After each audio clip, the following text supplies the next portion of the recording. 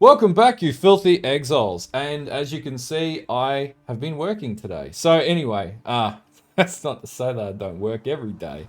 But anyway, so if you guys are as hyped as me, I traded 2 weeks leave for 1 week leave because I really want to play PoE 2 unfettered.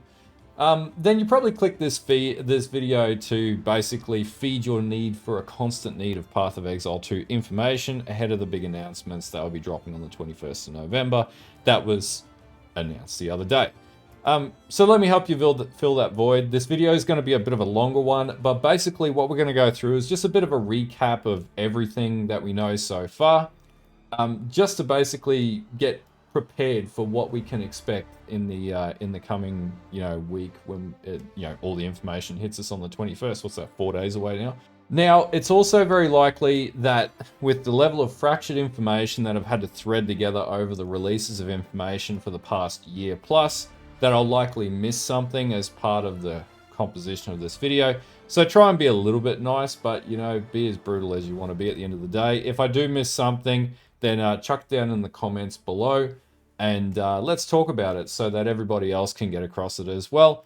Also, I'm not going to talk about individual skill configurations, like the fact that you can bolt things into your crossbows moving forwards to change your bolts and things like that. That's probably a whole video unto itself, and if you want to see me break that down for what we know so far, then I can do that as well. And just before we get into the body of the video, and there's a fair bit, if you have a look below, everything will be time stamped. Make sure you drop a like and a sub to the channel. Obviously, we're going to be making content for a very long time. I have no intention of dropping off at any time in the future. I even changed the camera because people got sick of seeing my triple chin, apparently. I'll be maining the warrior and the sorceress. They're my two favorite character classes so far, and obviously, hopefully, the marauder and a little bit of necromancer as well. But that being said, we're going to be focusing on a lot of delve guides when that comes, hopefully in the Path of Exile 2, and also tanks. We are just going to be making unkillable builds, and the other idea is 1-button builds or 2-button builds where we can. So there's going to be tons of stuff that I've got planned for the channel, and there's a few other things that I have planned that I haven't yet fully fleshed out yet, but I'm pretty certain I know how to approach, and it was something I was going to do with Path of Exile 1, but it made more sense to wait until Path of Exile 2. Also, on a second note, and I'll put a link to this, I've been getting my second channel up and running with Warhammer mini painting and stuff like that, and currently I've got shorts going up onto the second channel just as something that I do in the evenings and weekends and stuff like that outside of playing PoE. So if you want to see that, I'll put a link in the description below, and feel free to like or drop a sub to that channel too.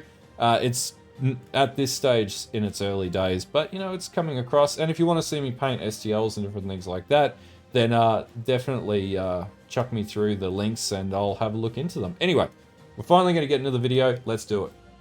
Okay, so some of the topics that we're going to briefly cover off on, or not briefly, we're going to go into a little bit of depth, but this is like a recap video, so we're just going through what we know so far. Early access details we're going to go through a quick breakdown of the classes that are coming into the game. There's a lot more in Path of Exile 2 than there were in PoE 1. The gem system rework or new gem system, however you want to look at it. Flasking and Trinkets, which we found out from the PC Gamer article. Movement changes as well. Spirit and how that works, more or less, that we know of so far. Gold and its interactions that will be in Path of Exile 2 that we know about. Dual specializations and weapon switching as well. Skill tree is another one, so we're going to have a quick look at the skill tree and just talk about a few key things. Now, we'll keep this relatively summarized, but this is just going to be an catch-all sort of information video. Currency changes in Path of Exile 2, and we've seen some of these so far with the art, so we'll have a quick look at that. Revised boss mechanics is enormous, and it's going to be actually a big section of this video because that is pretty significant, and they've done whole videos on that in the past. The campaign and a few tidbits that you should know about that. Returning uniques that we know of so far as well. Returning mechanics that we know of so far, so league mechanics. And local co-op and crossplay and the ins and outs of that, microtransactions and account details. And that's like the main body of stuff that we know about. The big question mark is that's maybe 10% of the game. We just don't know an enormous amount of content so far about the game. And I feel like it's going to be a journey, and like 20,000 videos later, we're finally going to know something. But anyway, the biggest thing I'm excited about is it's a clean slate for all of us, and we all get to learn at the same pace. But anyway, let's dig into the content. Okay, so as far as the early access goes, so far it's 19 days, 13 hours away. Launches on the 7th of the 12th, or that would be what, the 8th of the 12th in Australia at 5 a.m. Maybe that's scub. Maybe it is 7th to the 12th, 5 a.m. Anyway, 5 a.m. usually is when it releases in Australia.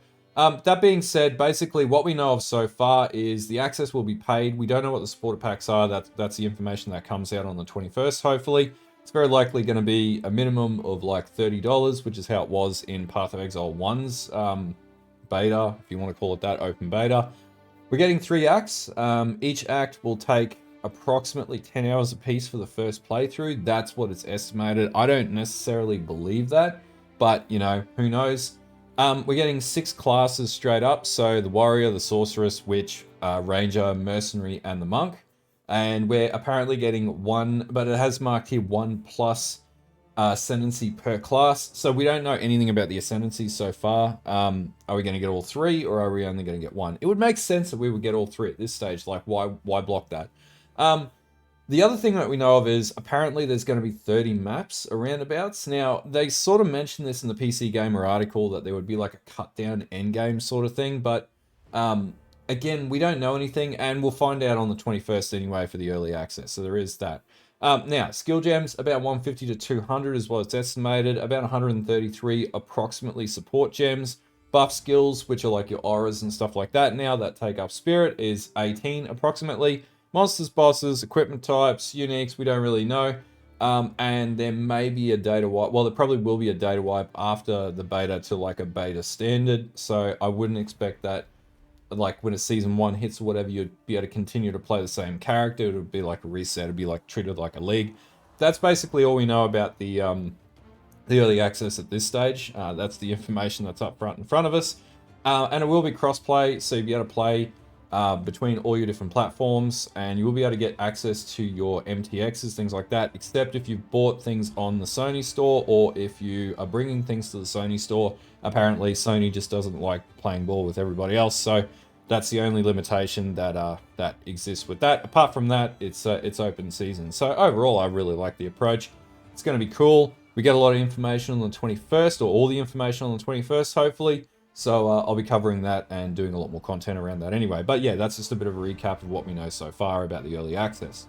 Okay, so we have 12 classes that are launching with the game. We get 6 in the early access straight up, but 12 overall. We do not know what their ascendancies are, but the 12 classes are the warrior, the sorceress, the witch, the ranger, the huntress, the mercenary, monk, druid, marauder, duelist, shadow, and templar. So far, we haven't seen anything for the templar, the shadow, the duelist, or the marauder. We've seen gameplay footage for the druid, and the monk has been a pretty focal area.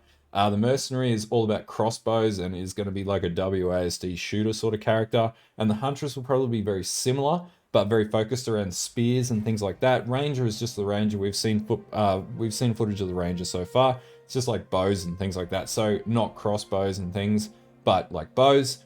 And then the witch obviously is going to be a necromancer focused character versus what it used to be in Path of Exile 1, which is like elementalist and everything. And the sorceress appears to be that elementalist sort of class. So like summon raging spirit, temporary minions, things like that. The witch, actually coming back to that, is going to be more about like an army of darkness sort of approach. And you have permanent uptime on minions with auto sort of casting minions and stuff like that. And then the last class that we have here is the warrior, which is going to be, you know, all about big hits. So if we go down the line, warrior's about maces and slams, sork is an elemental based class, the witch is like occultist spells and summons, ranger's bows, huntress spears, mercenary is crossbows, monk is quarterstaffs and unarmed. Unarmed is going to be really interesting, so you know you're going to be able to play a pugilist. Thinking on it, we're probably going to get an ascendancy called the pugilist. And if we do, I'm going to play it because it's going to be awesome. The druid's going to be about primal and transformation, so converting your transforming into bears and wolves and then summoning wolves and things like that. Marauder about axes apparently, but swords and axes and big hits, probably very similar to Path of Exile 1 or Kurui warrior summons and things like that.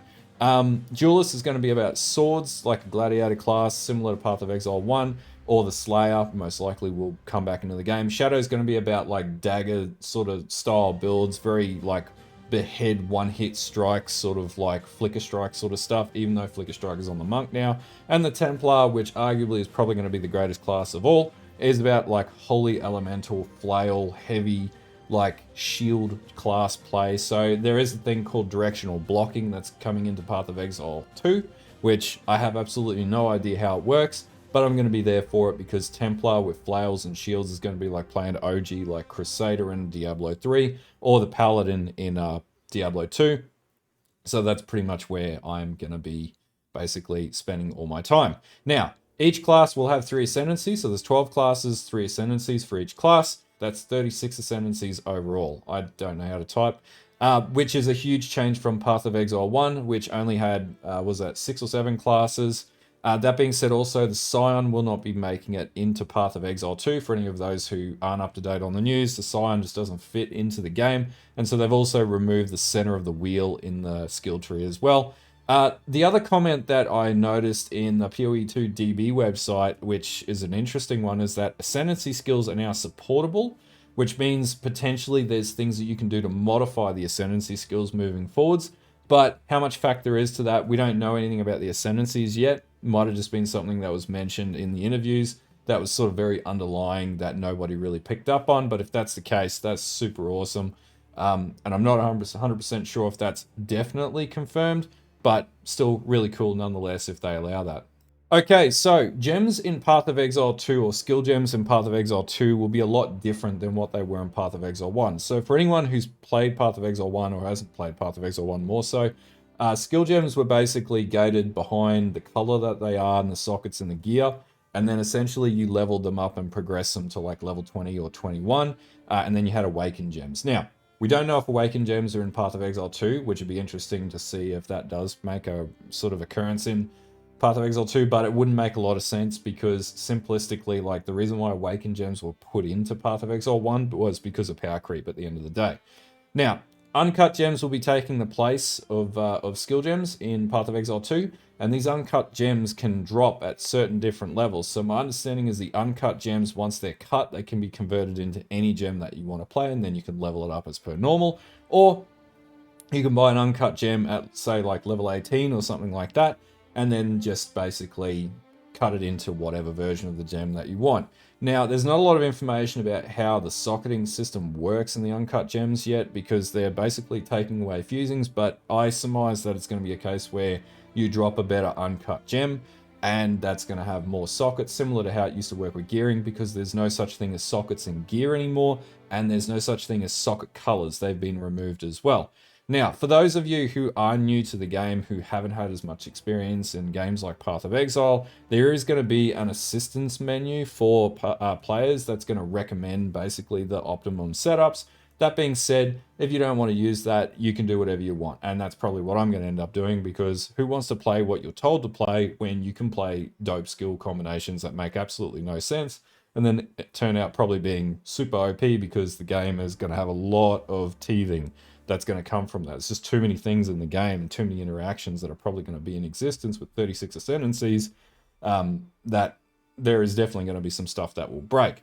Now, the other thing, there's no limitation on what you can do with the gems, as I just said, and there will be 3 types of gems that we know of so far. So your standard skill gems, which will be the skill gem itself, support gems, buff gems, and you can have up to 9 6-link skills or 9 active skills at any point in time, which means there's some really interesting sort of combinations that you could have to do triggers, and like they're called meta gems and things like that, that allow you to like trigger skills based on, you know, capping out your freeze or your shock and things like that, because there's a lot of changes to how elemental damage and whatnot works as well. So for example, you hit an enemy so many times to hit the cap on the amount of shock, and then you proc shocks, and it's guaranteed. Things like, and we'll talk about this in bossing, you can now basically freeze bosses or stun bosses. You couldn't do that in Path of Exile 1, but there's a build-up that sort of allows you to get to that point. All of this being said, there's just enormous changes to gems, and there is a lot of information we just don't currently have, which we'll find out a lot more when Path of Exile 2 finally hits on the 7th, and we'll find out more on the 21st. So from the PC Gamer article that came out, was it last week? Now, flasking and trinkets has changed significantly too. So in a lot of the gameplay footage, it just shows like 5 flasks. It's not going to work like that anymore. Basically, you now refill your flasks in town, and you no longer get things like Quicksilver flasks, or there's a thing that they mentioned that guard flasks are replacing guard skills, but I believe that's now probably going to be like guard trinkets. And so the primary way that flasks will work at this stage will be there will be 2 flasks. You'll have a life flask and a mana flask. They'll be a lot deeper, so you'll have a lot more charges in them. And then basically you'll be able to equip things called trinkets, which we've seen nothing of yet, which will have like toggled or triggered effects to basically, keep you in the play without having to button mash and play piano keys anymore. The other thing is this allows for better mapping for controller play as well, for those who want to play WASD. And at the end of the day, I just think flasks are just an old way that they sort of used to compensate damage and defense and things like that. And the trinket system works for me because, the last thing you want to do is be clicking like another series of buttons. Also, with 9 active skills, you're going to need more buttons to be able to activate all the skills, unless you have you have a skill bar of only like 5 or whatever skills, right? Or 7 skills. So then you're going to have skills that you're not going to have active at any point in time unless you're hitting control to be able to convert to the skill and whatnot. So it becomes more tedious, whereas like you could map like your additional buttons that aren't being used on Flask to your additional skills. That just makes sense to me. Anyway, so that's basically it for Flasking. So there's a significant amount of changes that are coming to that area. It's not going to work the same. I don't know how I feel about the well system. To refill in town, maybe that's something they'll change if players don't like it very much. The idea is you go into a boss fight, you're probably not going to get like flask recharges and things like that. You actually need to build a character around being able to fight the boss in one sitting, which again, I'm not too sure about that, but basically when you go out of a boss room moving forwards, the boss is going to pause and then you just go back to, where you were. So you can't cheese mechanics and things like that. Logout macros are not going to be a thing anymore in Path of Exile 2 because it's going to be a significantly harder boss fight than previous. But it's going to rely on more well-constructed builds with a lot more synergies and combinations to probably claw life back and things like that, which we may find we may not actually need too much flask support moving forwards. But anyway, we'll see what happens when the game comes out. So movement changes are another significant area of change in the game. So so they're adding dodge rolls into the game, which is a pretty standard mechanic in most games. Like they've added in the last epoch. It came out in Diablo 4, and that's where it really started to champion. But there'll be no cooldowns, no limitations, and there'll be auto pathfinding with these. So grant stun resistance as well is the other comment that I've got here, but does not grant invulnerability. You can avoid projectiles and melee attacks at the start of the roll. You can cancel skill animations on use, but you cannot cancel the dodge roll. It's not as fast as running. The way that the frames work is it's about the same speed as if you're moving normally, so you're not going to be able to like just spam dodge roll and move quicker, even though you might feel like that might be the case. It's not going to be, and it does scale with your standard movement speed as well. Now, it does reduce the movement of some of the skills that are being added back in the game. As far as movement skills would be like Leap Slam is a great example, and Shield Charge, but those skills are going to be focused around engaging in combat, where the dodge roll is disengage, which are 2 entirely different mechanics. There are also disengage skills that are being added into the game, like with the with archery skills, for example, or bow skills that allow you to sort of get back out of the enemy and then keep going. Like I think it's called Leap Shot. Now, that being said, you will be able to modify the dodge roll. So we know of an after image modifier, and we also know of a cast on dodge roll that's been hinted for the game. And potentially the other comment that I make here that's also in the unknown right now is phasing might have been removed from the game because of the inclusion of dodge roll, which means things like Delve are going to be really interesting because that's a significant change. Phasing is relatively needed to stop you from constantly hitting walls when you go into packs. So who knows how that's going to work. The other big change, which is probably the most significant change, is the inclusion of WASD moving forwards. So this is going to be added to the game, but it's going to be hot switchable on the fly. So you can either choose to use WASD on your keyboard, or you can go back to normal mouse and keyboard and play per normal. This is just designed for characters like the Mercenary, where you want to play it like Call of Duty, but my understanding is this character will work pretty much the same as, you know, if you were to use it with a mouse and keyboard, just probably a little less fluid in the mobility. I did see some comments in previous videos that were concerned about this, but I really wouldn't be too concerned about this because you can play the character either way. You're not forced to use WASD is what I'm getting at. Okay, so the other big change is no longer will you need to stack up Mana Reservation efficiency or Mana Reservation. So basically this is being replaced by a mechanic called Spirit, and Spirit is a third mechanic. So you have Mana, you have Life, and you have Spirit, right? And probably Energy Shield and hopefully Ward and stuff like that will be added back into the game in a much better way. But basically, with Spirit, this also applies to reserving Spirit for different permanent minions that you keep up. So different minions will take up different levels of Spirit, and that'll mean there'll be a compromise where if you want a better minion, you're going to have to reserve more Spirit, which means you'll have to drop other minions off the table. With auras, or buff skills is what they're going to be called now, same sort of circumstance. Obviously, you know, you're not going to be able to have every buff skill, so you're going to have to compromise between the ones that you want and the ones you don't want.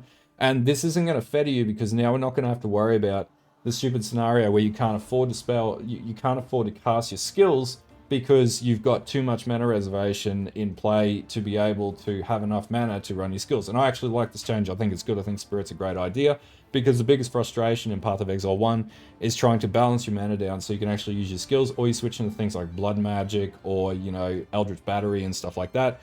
This just makes it a lot easier. And that being said, I think Eldritch Battery is coming back into the game and things like that. I've got that down below. We'll talk about that very shortly.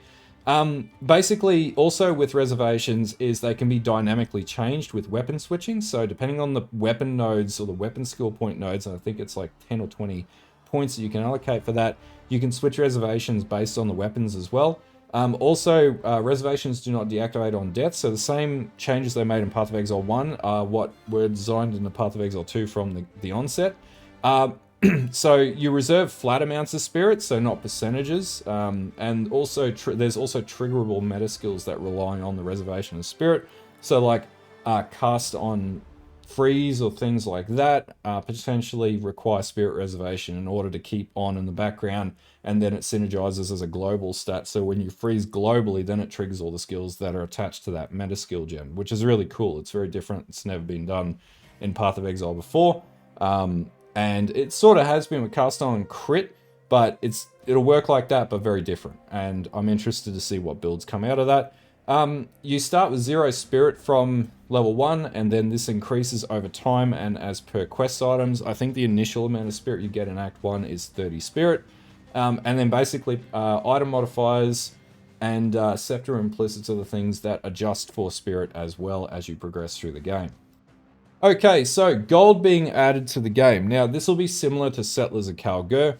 Gold is going to be a proximity auto pickup item, and it's going to be used at different vendors and NPCs, in particular for gambling for items, which is going to be the new way that you get new items as you level up. Arguably, this with the changes that were made to Faustus in Path of Exile 1 is pretty much the best way to get early gear in Path of Exile 1 right now if you're playing like SSF or even if you're general leveling. And this sort of leads to the changes that are being made to loot as well as a result of this. It's almost like a loot 2.0 scenario, so loot's going to be a lot more meaningful and modifiers are going to be a lot more meaningful, and gear is going to be emphasized, not the sockets, because that's not in Path of Exile 2 anymore, but gear is going to be really focused around, you know, the quality of the modifiers on the gear.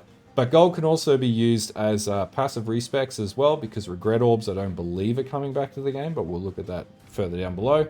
And they're also a currency or item trading tax. So essentially similar to how it's being treated in Path of Exile 1 with the Settlers of Kalgur and the black market.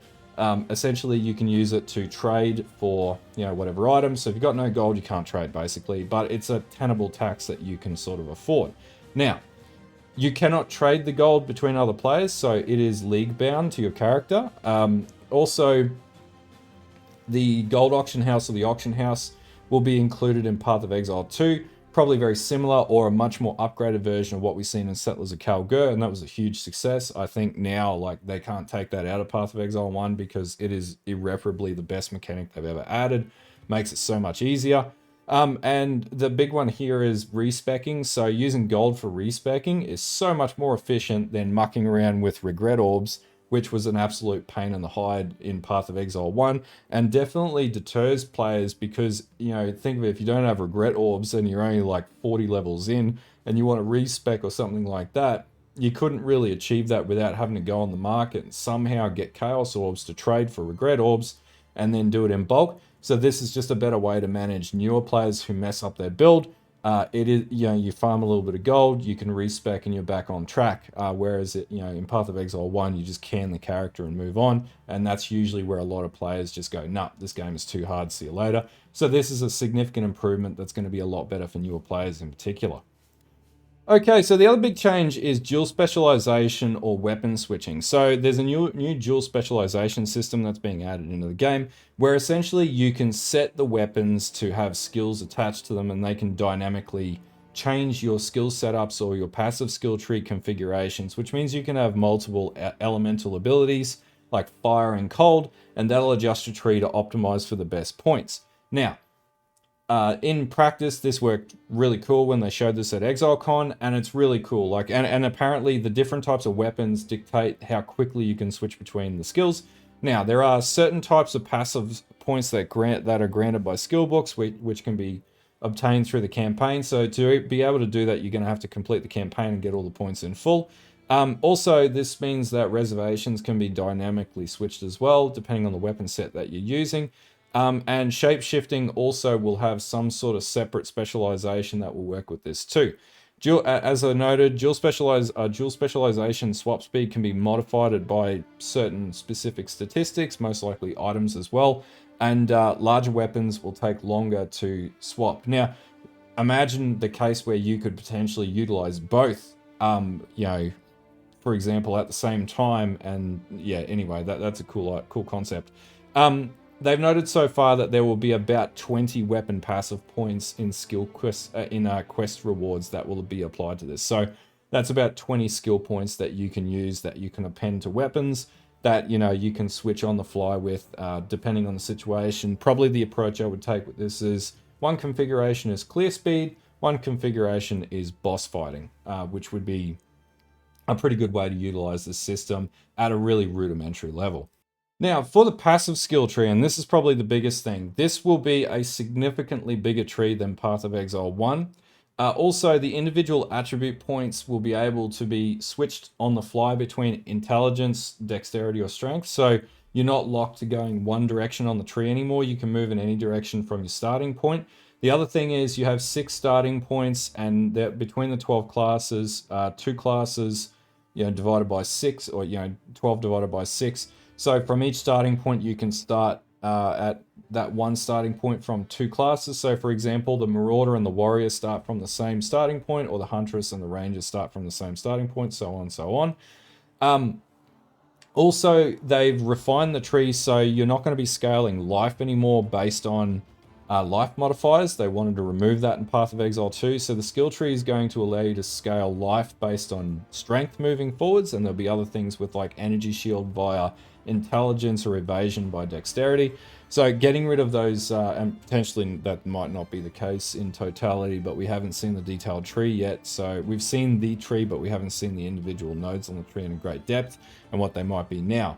Apparently there are no more masteries on the tree as well. That's the point where you click in and you can add like whatever point. So that won't be in the game moving forwards. And passives are more generic and less weapon specific as well. So they're going to let the weapons do the talking for themselves and the scaling, as opposed to it being dictated and having mace nodes or wand nodes and whatever on the tree. It's going to be like physical damage and impale and or armor break and stuff like that, which is a bit different.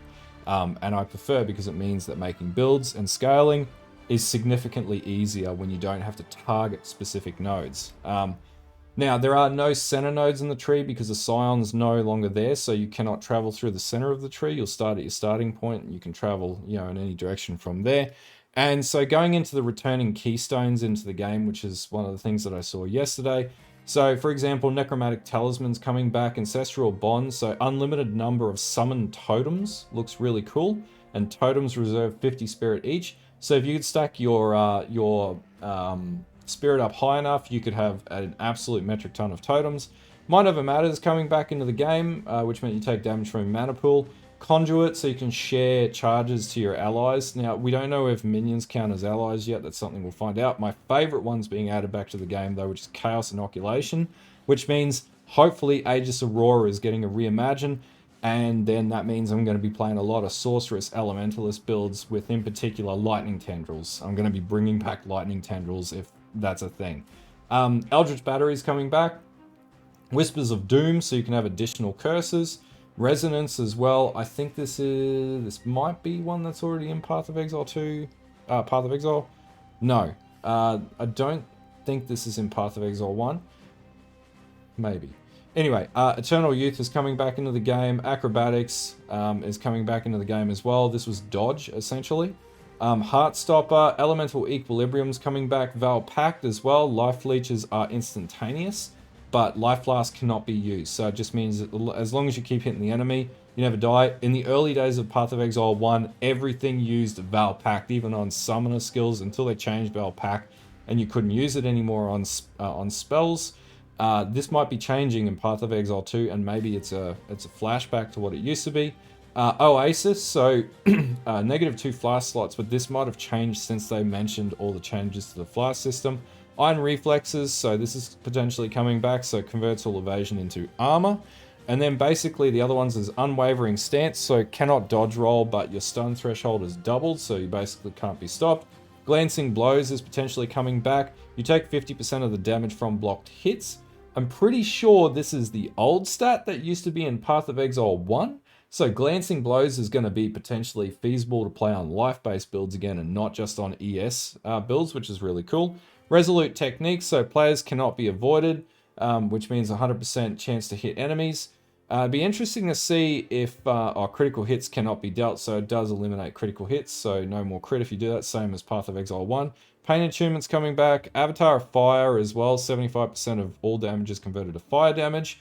And it doesn't say physical damage, all damage, which means you could use this on elemental skills like sorcerer skills with lightning and whatever.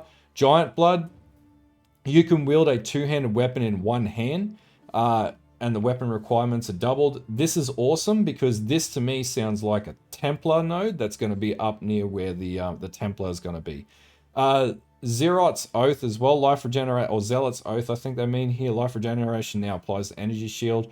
Ghost Reaver, which is really good on the Trickster, so life is converted to Energy Shield Leech, and Blood Magic, which is obviously no more mana, and we get a ton of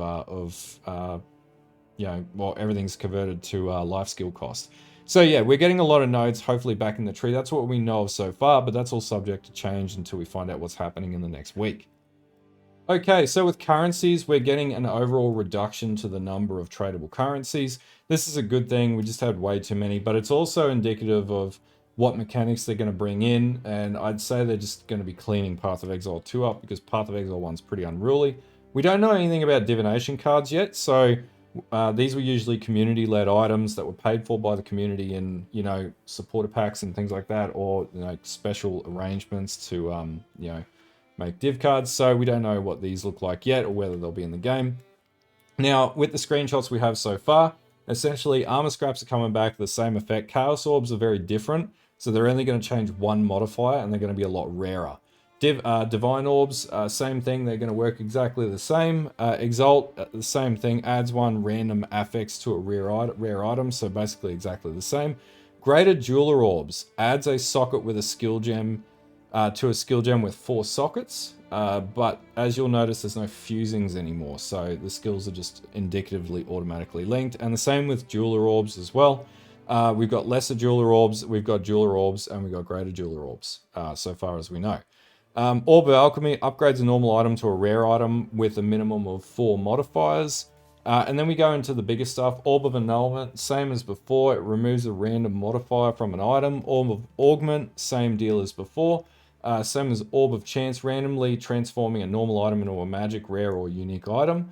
Orb of Transmutation upgrades a normal item to a magic item with 1 modifier.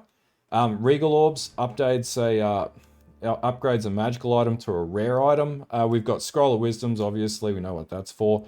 And I think Portal's built in now, so you don't need Portal Scrolls anymore. Then we have Uncut Buff Skill Gems, Uncut Skill Gems, and Uncut Support Gems, which is how the new gem system works. And then obviously Veil Orb, which does exactly what Veil Orb does, which is either destroys your item or gives you nothing, or in the odd, very rare chance, makes it slightly better and gives you implicits. But we also don't know anything about how corruptions work yet with Path of Exile 2, so this is all new territory. But anyway, looks really cool either way, and there's less overall currency, and I'm all for that because it means you can really focus on, you know, crafting at a much more simplistic level. The other thing too is we don't know what the drop rates are with these currencies. We know loot's a lot more refined. So, you know, how frequent will a Chaos Orb drop? Well, you know, we'll see when it comes out, and maybe that might get tuned over time too.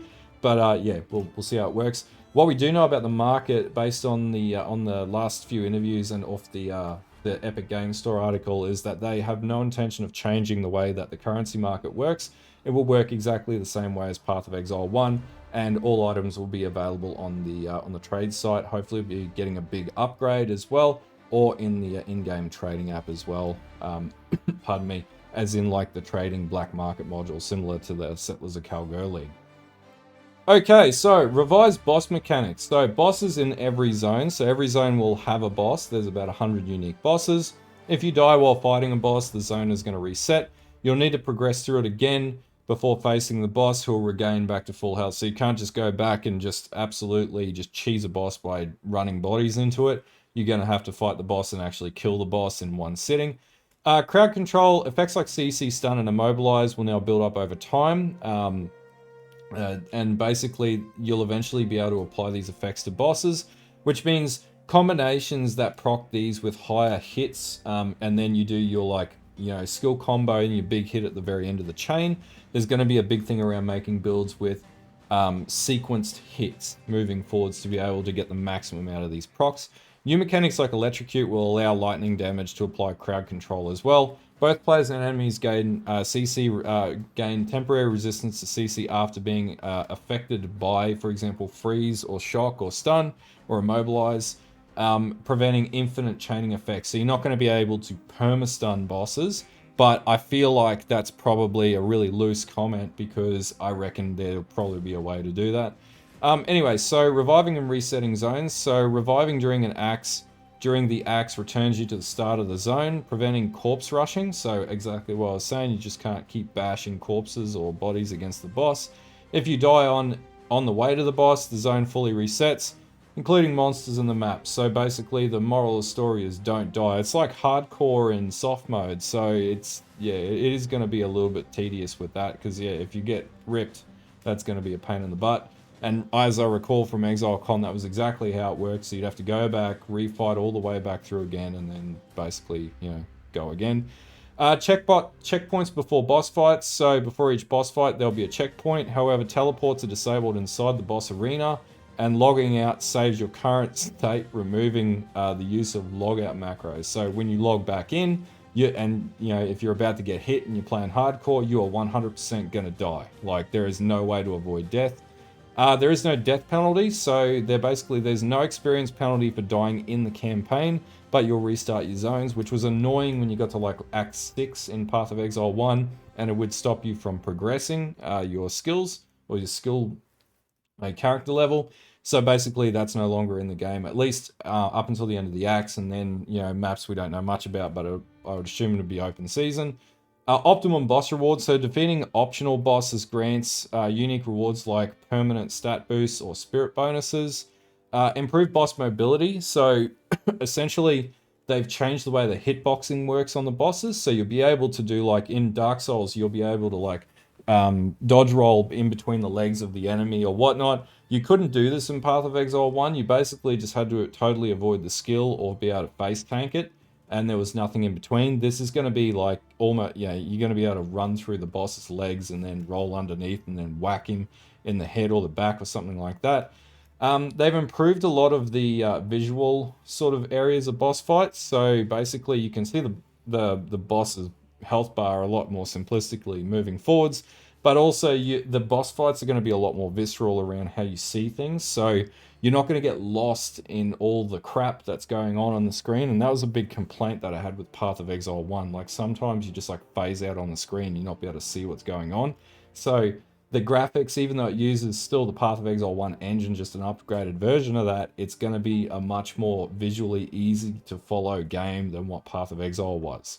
And limited drops for act bosses. So some act bosses have limited drops, but these items can also be attained later from their map version. So there's going to be a lot more target farming in Path of Exile 2. So you're going to get a specific item, not just like pinnacle bosses, but like specific items that drop from specific map bosses, because what I'm assuming is maps will be significantly more difficult to an element depending on how upgraded you are, but the reward versus the risk is going to be greater. And so that's going to make it more enticing to do certain maps, and there'll be maps that you probably will avoid because they're too damn hard or they're too damn frustrating, or there'll be maps that you want to build a character around specifically farming, not just for like, you know, mage blood cards or things like that, but for specific item drops. And I'm totally there for that. I like target farming. I think it's great. And I think that's one thing that lacked in Path of Exile 1, outside of doing like pinnacle boss fights and stuff like that. So returning league mechanics are an interesting one. So far, I think we know Rituals coming back and possibly Bestiary, but in a different form. But we really don't know much about what other stuff is coming back into the game at this stage. We're just going to have to wait and see with the early access. Okay, local co-op, crossplay, and cross-progression. So Path of Exile 2 will support local co-op for those of you who like, and it's got split-screen co-op.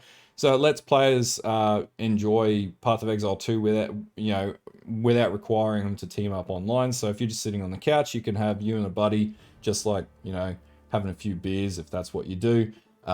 Just smashing your way through Path of Exile 2 on a 75-inch screen. Moreover, Path of Exile 2 will also allow players to play together on a single account. So you can have like a guest login, and then, you know, you could have that other person log into their account and take that character up or something like that, or log into their character. And or log in with two separate Path of Exile accounts, which is exactly what I said there. So, you know, if you have someone who's testing out the game, they're not required to, you know, have an account. They could just use another character on your account, and Bob's your uncle. Also, Path of Exile 2 will have cross-play and cross-progression, and that means across other consoles, so you can go and load your character up on your PS5 or your Xbox, and you could continue in your lounge and then go into your office if you're bored of sitting at the couch, and just keep farming in your office or at your computer desk or something like that. So on top of that, also, PC at launch will be the first installment when Path of Exile is going to be available on both the PlayStation 5, the Xbox Series X and S, and PC all at the same time. And my understanding is that leagues will be synchronized moving forwards as well.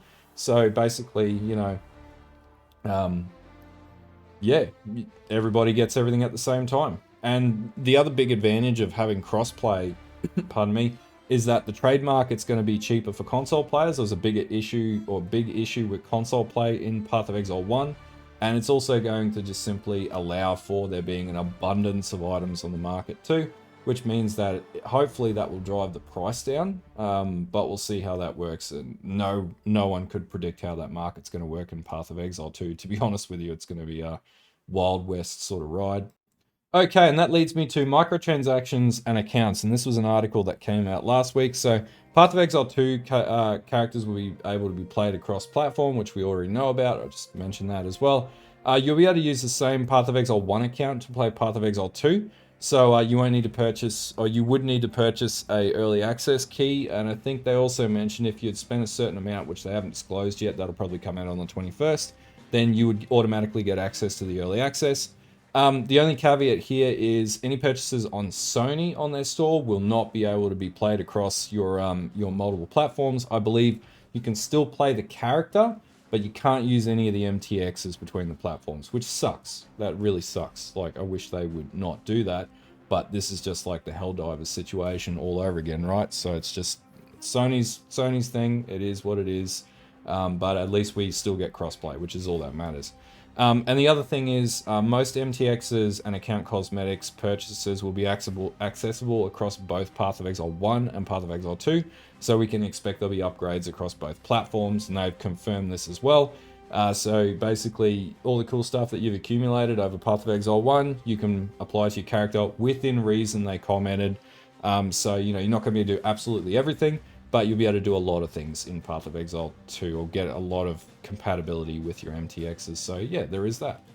Okay, so I hope this is like a good recap. It's not absolutely everything, it's most things. I'll probably misstate that in the title of the video, but it should be tons of information to work on that's coming to Path of Exile 2. If you don't know about what's going on, or if you're new to all the news and stuff like that, or you're just looking at it because it's been advertised and you've seen it come up everywhere, then hopefully this video answers a ton of questions that you might have had about what Path of Exile 2 is about and how this will work, and you know, and the ins and outs of that. Anyway, if you like the video, don't forget to like and sub to the channel, follow the Twitch, follow the X. I'll put a link to my other mini painting shorts channel as well. And yeah, I will see you guys later on. By the way, there's tons more videos I've planned, but yeah, I'll see you guys during the week and on the live stream day.